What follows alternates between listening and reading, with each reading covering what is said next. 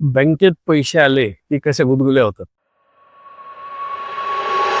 डोक्यामध्ये shopping list तयार होते.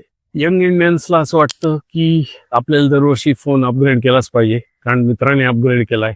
एखाद दुसरा EMI वाढला तर काही बिघडणार नाही. वीकेंड को तो ट्रिप बनता ही है. आणि या सगळ्या खर्चिक सवयींमुळे आपला खिसा कायमच रिकामा होत असतो.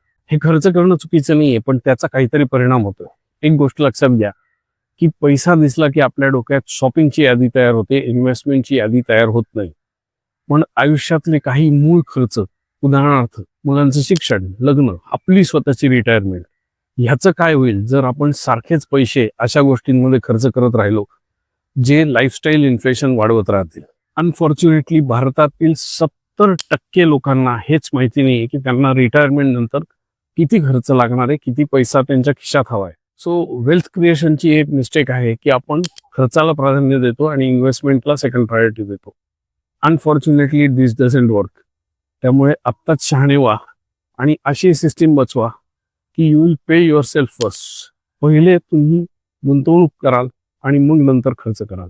कॉमेंट्समध्ये टाका की तुम्ही बजेट करून खर्च कराल का रॅन्डम खर्च कराल.